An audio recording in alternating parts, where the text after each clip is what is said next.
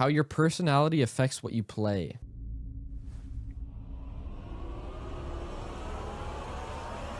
Turns out this video is actually pretty easy to write. In 2016, Dr. Jeremiah Appleton and his team ran a study where they would have gamers fill out surveys regarding their personality. They would agree or disagree with statements like, I have a colorful imagination when I am alone, I enjoy the company of others, I worry I am not accomplishing enough, or I feel the need to win even if it hurts someone else's feelings, etc., etc. It's like those personality tests that you take in high school, at least that I did in my high school psychology class. All statements you can feel free to answer quietly to yourself if you like.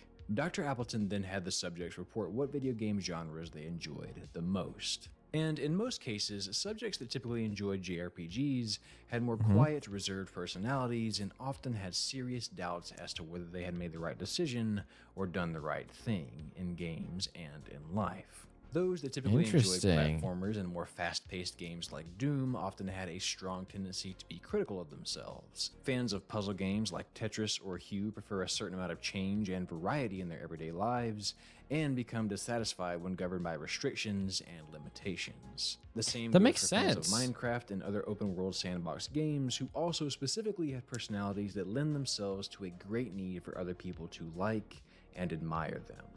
And if you're finding these statements to feel accurate of your own gaming preferences and personality, quit that, because every word of what I just said was made up.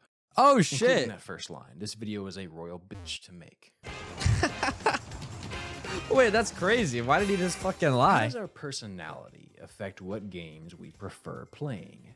It's a damn good question, and one that has been investigated by people much smarter than me. But before we dive into this, I'd like to make a couple of disclaimers and a couple of examples out of you. I didn't set that whole opening thing up just to screw with you, although I didn't necessarily not enjoy doing that. I did it to point out that personality psych is a slippery slope. If you happen to really find yourself believing what I said about personalities there, you fell victim to the Barnum effect, which is how psychics and horoscope writers stay in business. Ambiguous statements that can be true of pretty much anyone when presented specifically. Yeah. Okay, I did not know that this had a name. But the Barnum effect I didn't know that that was a name. That is such a common thing. And I feel like when it comes to personality tests like this, like, oh, what Harry Potter house are you? And stuff like that. It's so interesting to me because everything is kind of like true. Like seeing stuff about astrology, right? And like star signs, and because I'm a Gemini, and you look at the description of a Gemini and you're like, oh my gosh, that's me. Let me look up a description of a Gemini. Like, okay, the core personality traits, the social butterfly.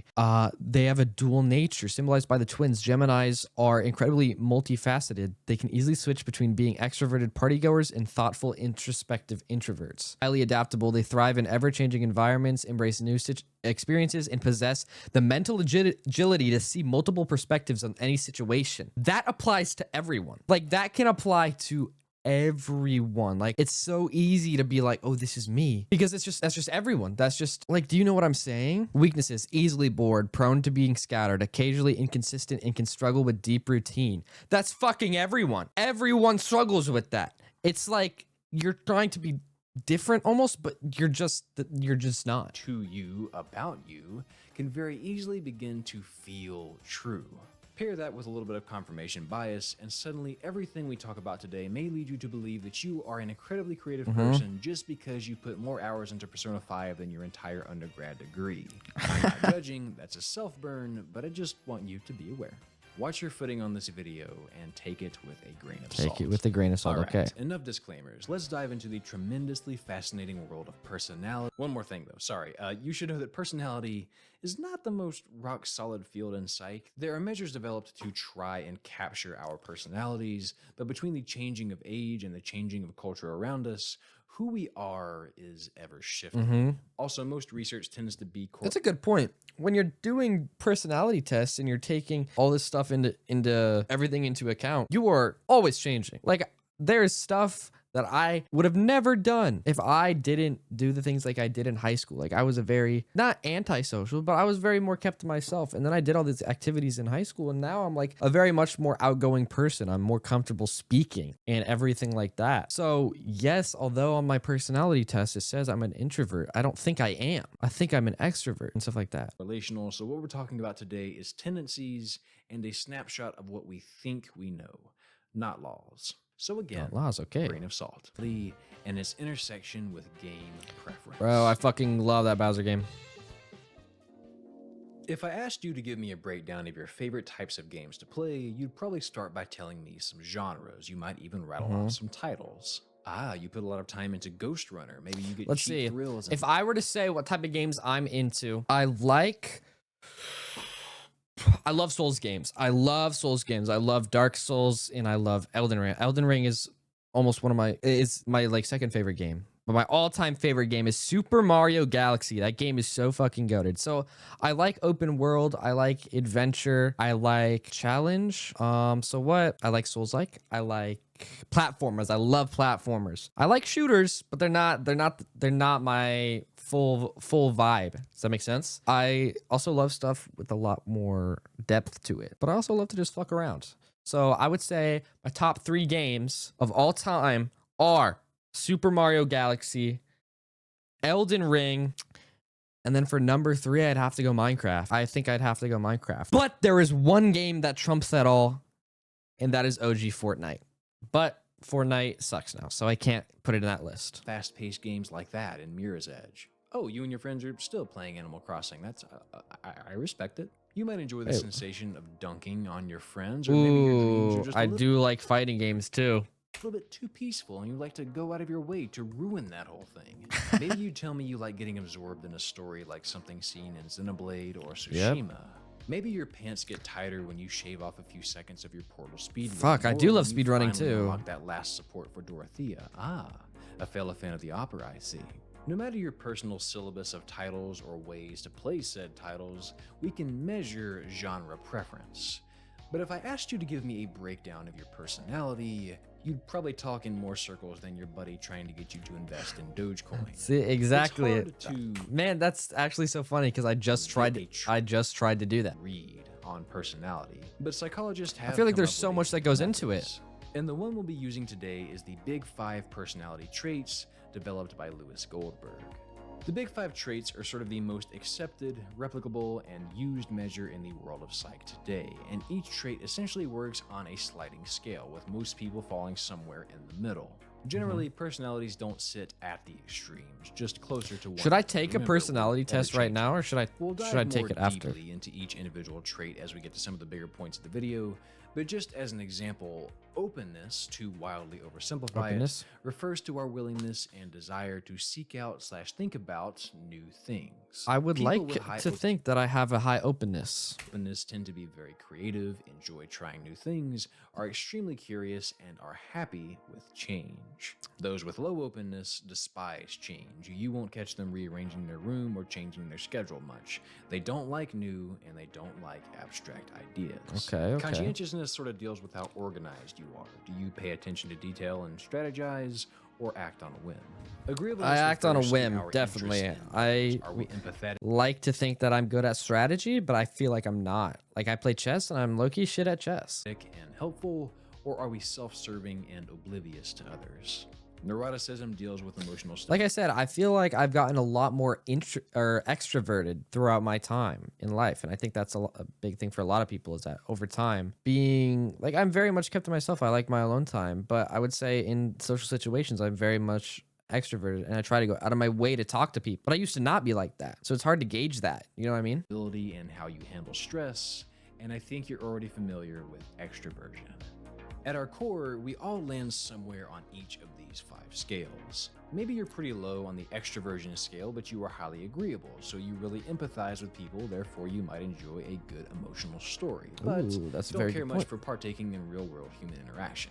As an introvert, I can relate to you. Maybe you're highly conscientious, so you love games where you plan ahead and strategize, but due to your neuroticism, you see, there are games that I would love to be into, but it's so hard for me to not, or for it's so hard for me to get into it. Like I want to play the Final Fantasy games so bad, and I don't know why I haven't. I want to play the Final Fantasy games so bad because they look fun and they're regarded as like some of the greatest games of all time. And I like turn-based combat, but not as much as I like fucking shooting down a bitch. Not as much as I love shooting down a bitch or playing Street Fighter or playing Elden Ring and just grinding. Like I've played Elden Ring so much and I don't know why I can't move past it, but I feel like I should play like the Final Fantasy VII remake because I've heard that game's amazing. But I do play Final Fantasy VII or Final Fantasy 14 online. I've played the MMO. I really like MMOs, but I've not played any of the actual Final Fantasy games. I feel like I need to play Kingdom Hearts. I need to play. I've been trying to get into other games. I want to play Mother. I want to play Earthbound because those are OG games. And there's a video that I'm going to watch and react to later, but it's by Video Game Donkey and it's called Gamer Cred. And that's very interesting to me because I'm kind of going a little bit off topic of this entire video. The idea that there are some people who will never get to experience great video games because they think they're a gamer because they play Call of Duty and they play Valorant and they play League of Legends. And yes, obviously there's people who play that are gamers, but you're playing the same 5 games. Like if your favorite game is 2K, if your favorite game is Madden, there's games where people are like, oh, I'm a gamer, but they're really not because you don't get to experience everything that gaming has to offer. And I feel like I need to experience more of that. And I want to do this series thing where I play like the top 100, like it would take me a while, but top 100 rated games of all time or something like that. That'd be fun. Stressed when you have to make a tough decision. Maybe you over-prepare for that mission or get choice paralysis when trying to decide on an outfit or a skill. This is all my speculation, by the way. I'm just trying to give you an idea of how your personality might affect how you approach titles. Luckily, though, we don't have to speculate much. There's been some remarkable work done here by one Dr. Nick Yee of Quantic Foundry. In 2015, Yee and his team gathered data from over 140,000 gamers using their homegrown gamer motivation profile, which you can still take now if you like. Oh. And I recommend you do at some point. It's really eye-opening and fun. Wow, I feel like I should take that. Pop it open in a new tab and take it after you finish this. From this data, they found that gamers typically play due to a combination of any of these 12 motivations. You might play to stretch your creative muscles, you might play to get wrapped up in a story or to feel like you're someone else. Some folks do it for the challenge, some folks do it. I'm definitely not a completionist when it comes to games. I'm not a completionist. Very much so not. I like to get through the main story and then I'm like, that's it. Like I don't, unless it's Elden Ring. Elden Ring I've platinumed, but then again, it's like, I don't know. I feel no urge to get everything in a game. For the power trip, many of you crave the community and the competition, and some of us just like to blow shit up. Likely though, we are all some combination of any of these. People are rarely so one-dimensional. And since most people exhibit multiple of these motivations when playing games, Yee and his colleagues used a little technique called multi-dimensional scaling. Multi-dimensional scaling, which maps out the correlation between these variables. If 2 motivations are more correlated, they are put closer together, whereas motivations that are less correlated are placed farther apart. Oh, meaning interesting. Since these 2 dots are close to each other, if you are really into gaming for destruction, you are likely also into it for excitement, but less likely to be into it for strategy. When you take a look at the full that's a map cool from the little data, map. you can get a better idea of what motivations are related. And you might see that you... Okay, let's see. That makes sense. Story, design, and fantasy. Those 100% go together. Destruction and completion. I see how those are far apart. Story and competition, 100% far apart. But competition, community, and excitement. Yeah, that makes total sense. Like CSGO, like that at Valorant. Huge community. Any game that is pretty much replayable, like battle royales and shooters, definitely have high community, high excitement, high competition, high destruction. Yeah, that makes sense. But the power challenge strategy, this kind of area is very interesting to me because I see why strategy and power are close together and strategy challenge, but I feel like power would also go into competition, no? I feel like power is more MMO stuff. Probably fall into one of these 3 clusters, or maybe even dip your toes into 2 of them, which is exactly what Yee and his team noticed. There were 3 higher level structures, 3 primary types of players that most motivation correlations fall under. Action social, which combines the love of fast-paced gameplay with player interaction. Immersion creativity, which combines the interest in stories, player expression, and exploration. And mastery achievement, which mixes the appeal of Mastery strategic achievement. gameplay, tough challenges, and chasing achievement. I don't know. The The thing is, I like all the mastery achievement games that he was showing, like Celeste and obviously Elden Ring. But I feel like that's not the type of person I am. Tricky. They don't really fit in just one cluster, and according to Yi, they sort of act as bridges between the three major groups. Meaning, if you identify with the immersion creativity cluster and the mastery achievement cluster, discovery likely really appeals to you. Oh yeah. Now keep in mind, this is Wow, simply Breath of the Wild, motivations so good. we're talking about, not how personality affects them. But what's fascinating is that much like the big five personality traits, the gamer motivations mapping is consistent across several different regions and cultures. Wow. Which could suggest that gaming motivations and personality are both in some ways universal for all of us, and furthermore could be related in some sort of consistent manner. As I was reading up on this and writing the script for this video, I realized that all that was left to do was find proof of this relationship. And as I embarked on this noble quest into the sweaty migraine-inducing DMV that is Google Scholar and try to find some research that could connect the two, I was surprised to find that Dr. Yi had already broken ground on that research, making my job a lot easier. God bless this man. Only a few weeks Dr. Yi's later, the the goat. people over at Quantic gathered data from the gamers who filled out their gamer motivation profile and a Big Five personality test. They then analyzed the correlations between the participants' offline personality traits and their gaming motivations. Pretty much what I made up in What the fuck was that? What did I just see? offline personality traits and their gaming motivations. There is no way that he's playing League of Legends with a controller. What the fuck?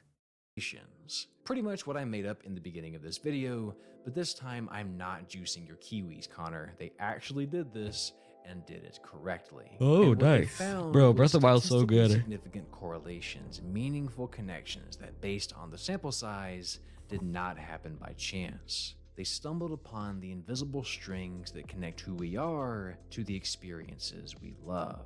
Interesting. The action social cluster, which contains the high motivations of excitement, competition, and community, were largely connected to high levels of extroversion.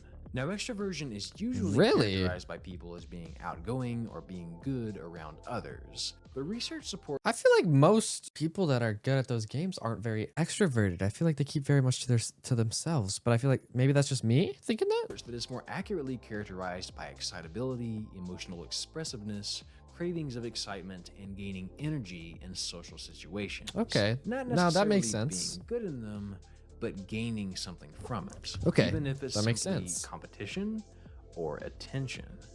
Consider this. You don't have to like people to be an extrovert, and yet you may still gain something from being around them. Interesting. So you took the test, like the personality test or the gaming test. The gaming one, what did you get? Like what's kind of like the response? I feel like I need to take it now. What's the website? All right, here we're taking the gamer motivation profile. I'm a male. How many, bro? 6 to 7 days, I swear to God. Very high in social and whatever. Would you consider yourself to be your dedicated play seriously, you play regularly, but not super serious or competitive? I don't know. I feel like I'm pretty competitive. I don't know if I'm hardcore or midcore. Definitely not casual. I'm gonna go hardcore. I definitely play a lot. I play on PC. And can I pick more? Yeah, I'd say hardcore, right? Console, PC. What are some recent games released that you've enjoyed playing? All right, Elden Ring. I'm gonna do my top 3 games, like I said. Super Mario Galaxy, Elden Ring, and Minecraft. But I feel like I need to put Fortnite here. Recent games.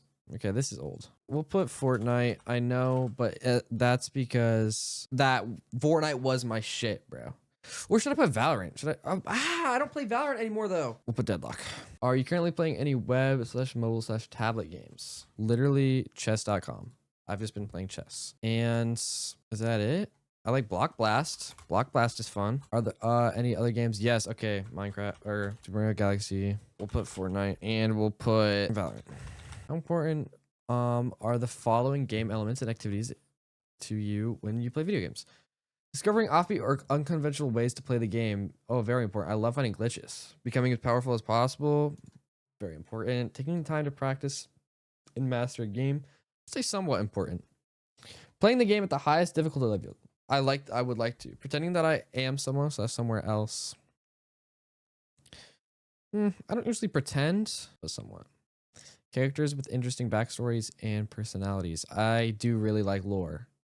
I'll put somewhat. An elaborate storyline. Sometimes it's hard to follow, though. I don't know. Sometimes I just want to play the game. Accumulating large amounts of in-game research. Oh, very important. I love doing that. Dominate. Very important. Love doing that. Completing all possible missions and achievements in a game. Slightly important. Getting to know all the main characters and their backstories. Slightly important. Having many customization colors. No, not important at all. Acquiring powerful weapons and artifacts. Oh, I love doing that. Very important. Making an effort to get no, not at all important. Taking on difficult challenges that may take many tries to succeed. I like that. I'll do somewhat. Getting every possible star / trophy / unlock in the game. Slightly important. How much do you enjoy the following game elements and activities? Oh, I love that. Using guns and explosives. Yeah, I enjoy it. Being a agent of chaos and destruction. Enjoy somewhat. Gameplay with constant action and excitement. Enjoy a lot. Quick reaction times. I like that. Taking on the role. I like that a lot. Going up against other players in duels and matches. I like that a lot. Being immersed in another world. Yep, I like that a lot. Gameplays with lots of enjoy a little. I have no care for it. Gameplay that requires a lot of thinking and planning. A little. Gameplay that requires careful decision making. Somewhat. Long-term planning and strategy. I would like to be into that, but I haven't really played a game with that, so enjoy a little. Grouping with other players. I love grouping with other players. Like MMOs. The reason I try to play MMOs is because I want to fucking find people. Gameplay that is fast-paced and intense. Enjoy a lot. Blowing things up. I mean, a little bit. Helping other players. Enjoy somewhat.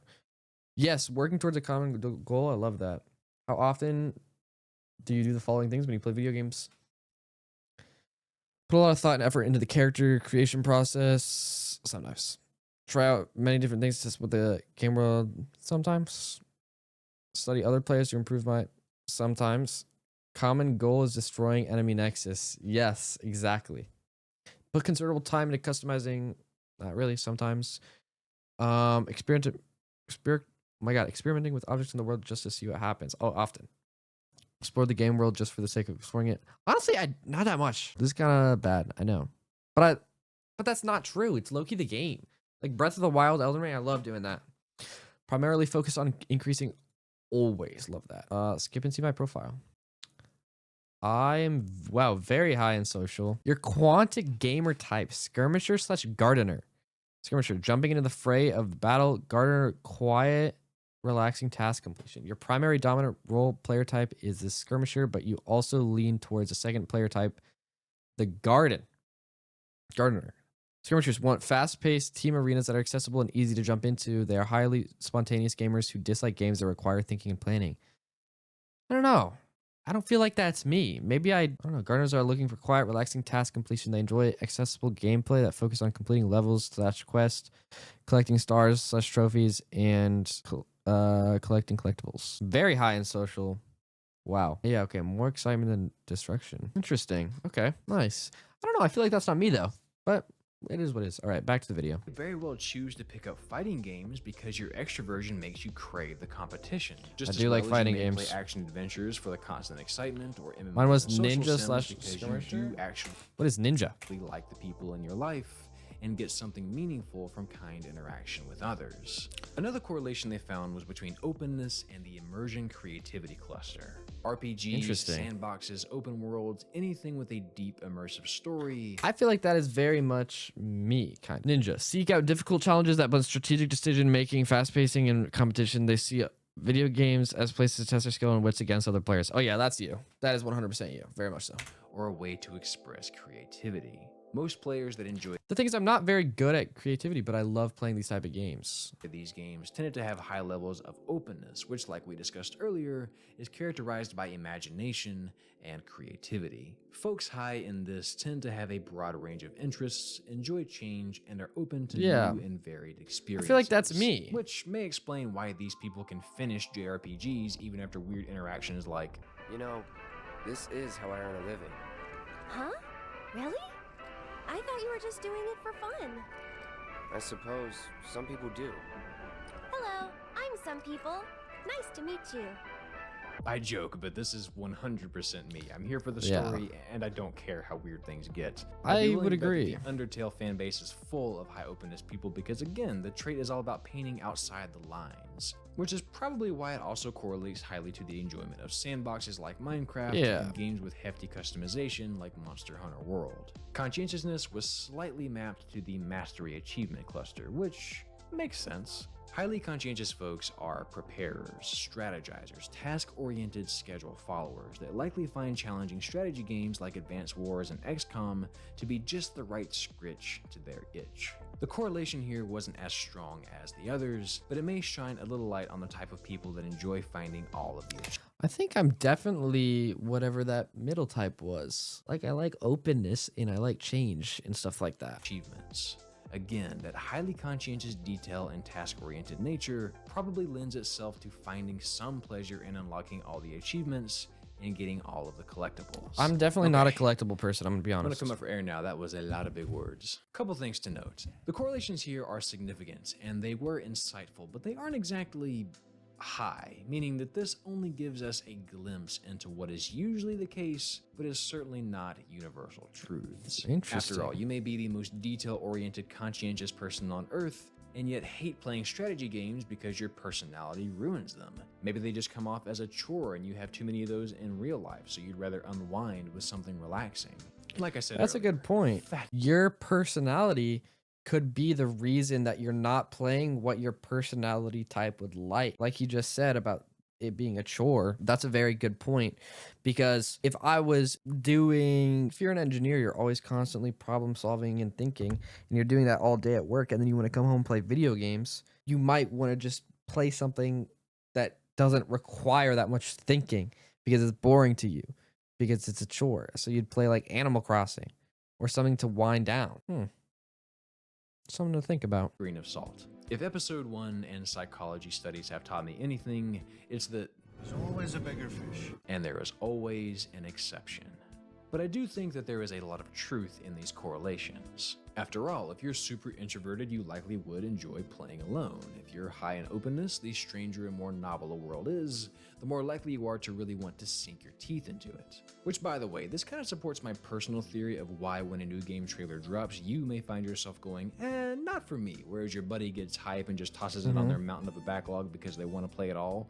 High openness is great and all, but if everything new is appealing, RIP to your buddy's wallet and free time. That's Or maybe very you're the true. buddy. I have a bad backlog that I need to get through. I have so many games that I want to play, and then I never want to start it because I'm like, oh, what if I don't want to finish it? It's like I'm so weird about that stuff. I'm the buddy. My backlog is bigger than my future. For what it's worth, my take on how who we are affects what we play has to do with personality reinforcement. We seek out not just games, but media in general that reflects our personality. Like Dr. Yi mentioned in the closing statements of this study, games are often stereotyped as escapist fantasies so that we can It's a be yes. who we're not. That is fair. I know a lot of people who like to play social games because they can be someone else that they aren't in real life. Like, this is going to be a crazy comparison. But people in VR chat, there's some weirdos in VR chat, okay? But at the same time, they probably play those games because they get to be someone that isn't who they are. Like, or who they feel like. Like in real life, you are able to be whoever you want in VR chat pretty much. You can talk to people, make friends, and you could just be a new person. And the thing is that there's almost no real world like consequences to it because they don't know who you are. They don't know what you look like. Does that make sense? We may in fact play them to better experience who we truly are, how we actually tick, and better understand our own identities. A few studies gathered in a meta-analysis by NCBI reveals that our music and television consumption is often for purposes of identity management, emotional regulation, and companionship, especially in younger people. Which leads me to believe that in a lot of ways, gaming may influence our personality in the same way personality affects our gaming. Personality may in fact be the original spark that triggers our interest, but I think over time they act upon each other back and forth. Games may Oh. serve as a mirror that reveals what we do and don't enjoy and what we do and don't identify with, which, especially in our earlier years, might structure who we are. Personality often runs into the nature versus nurture debate, which is almost always both when it comes to most psychology. I like that. I like what he's saying about the video games kind of almost defining who you are, but you define what video games you play, but they work upon each other. Like if you're gonna play, if you're not much of a story game player and you play Red Dead and you enjoy that, and you're like, wow, I feel just like this person, you might start to see yourself or realize that a way you've been thinking might not be fully correct. It's like with shows, like specifically shows. I'm going to talk about anime, specifically with Vinland Saga, right? The entire start of Vinland Saga is a super hardcore, boom, kind of show. But then after it, I don't want to spoil anything, but it gets very philosophical. And so many people have watched Vinland Saga that don't typically look into philosophy and stuff like that. And like the whole idea of I have no enemies has been spread around, and it's making someone think like, wait, maybe like hate isn't the way, kind of thing. Does that make sense? Topics. Genetics certainly plays a part in personality, as has been shown in studies with twins. In fact, based on this twin study, genetic influence on the big five traits were all estimated to be around 50%, which means the personality is likely half formed by our genes and half by our experiences. Oh, very so the reason cool. You keep coming back to fighting games may be because you I guess that is the nature versus nurture. were highly extroverted, but it may also be because your first gaming experience as a kid was Melee. It may not Wow, Melee is such a good game. be as black and white as your personality affecting what you play. It may go both ways. A couple of stray thoughts before we pull this video out of the oven. Age is also a huge factor. Some research presented in Ally, enemy, I don't care. Does Scion actually say that? 2003 suggests that as we age, our personality shifts. Yeah, exactly. Conscientiousness As you and get older, agreeableness tends to go up through your everything 20s, changes. and openness tends to decline. Meaning for a lot of people, you really may find yourself narrowing these genres you play. Maybe not everything new will be quite as appealing, which I think kind of supports the whole notion of identity management and formation in your early years, though I could just be seeing what I want to see with that. There are also other models of gaming motivations than Yee's that you might want to consider. Bartle's player types, for example, plots you as one of 4 different player types, depending on if you tend to be more interested in the world versus other players and acting upon those things or interacting with them. Jason Vanderberg's Domains of Play model may also be Interesting. worth checking out. Ultimately, it is extremely difficult to pin down just what exactly the relationship between our personalities and our game preferences is. It could be something we just can't quite grasp yet, and the research I've gathered for you today only reveals the tip of the iceberg. Then again, it could all be white noise, grasping at the Tip wind. of the iceberg. Small tendencies that reveal more about what we think is true than what is actually the case. But what it most certainly I feel like personality is way too complex. I feel like that's such a easy answer though for me to say that, but I feel like it is. I feel like everyone's very much unique, and like I feel like I'm very much a mix of different type of games. Like I love competitive games, but I also love story games. I love Breath of the Wild, but also I think a lot of that, like you said, has to do with nostalgia and your nature versus nurture shit. Like Mario, I love all Mario games because it has a place in my heart, and I love platformers, but I think I love platformers because I grew up playing Mario. But I also love competitive games because they're just like fun, and I like to be good at games, and I like to be better than people, and I feel like that stems back to fucking Minecraft PvP. certainly is delicious food for thought. If you take away anything from this video, know that there is no right or wrong personality type, just like there is no right or wrong game preference. We're all different and all seek what fulfills us. Above all, I hope that this research encourages you to make a diligent effort to understand your personality and not try to correct it. It's often said that you Very should just good. be yourself, but I know Yes. from experience that's not such a simple task.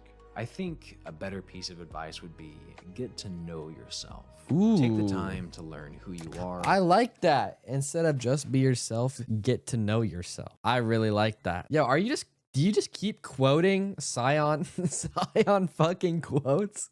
Stop Pay it. attention to what makes you smile. Wind Don't Waker, be such a good ashamed game. of it. Games have always helped me do that, and regardless of how your personality truly affects what you play, I think as long as you're enjoying yourself, it doesn't really matter, does it? That's a very good point. Wow, what a video. How your personality affects what you play. That is a great video.